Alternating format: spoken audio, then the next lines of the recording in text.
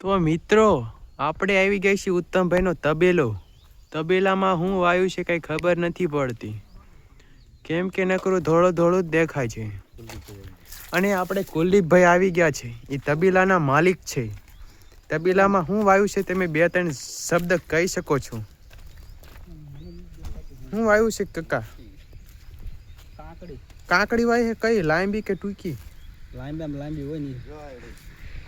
જોવો તેમ કાપડીનો છોડ પણ બહાર આવતો રહ્યો છે. કેવા કલરનો છે તેમ કોમેન્ટ કરજો. તો કાકા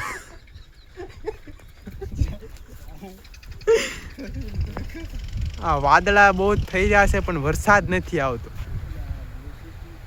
તમે જોઈ શકો છો કિતના ઘણે વાદળ હો ચુકે. તો મિત્રો આવા નવા વિડીયો જોવા માટે લાઈક સબસ્ક્રાઇબ કોમેન્ટ કરી દેજો. તો મિત્રો કાકડી આવી ગઈ છે, જોવો તમે. લીલા કલર છે કે કેવો કલર છે કોમેન્ટમાં જણાવજો. અને આ થોડાક વાદળ આવી ગયા છે, કાળા ધોળા.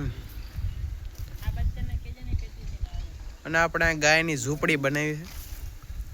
ઉત્તમજી ને ગાલ આયા છે. આ લીમડો ઢેંકડી આપણે ભાડે રાખીએ.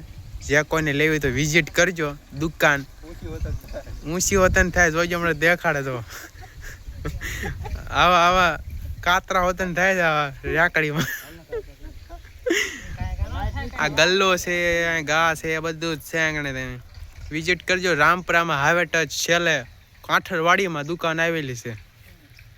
ભાગની ને બધી સોડાની સીતાફળ જાંબુડા બધું મળે છે. તો ફાઇનલી વિઝિટ કરજો ભાઈ. તો મળે આપણે નવા બ્લોગ સાથે. તો પાછળ તમને એકવાર વ્યૂ દેખાડ દઉં. જમરૂખડી જો તમને ઝૂમ કરીને દેખાડું.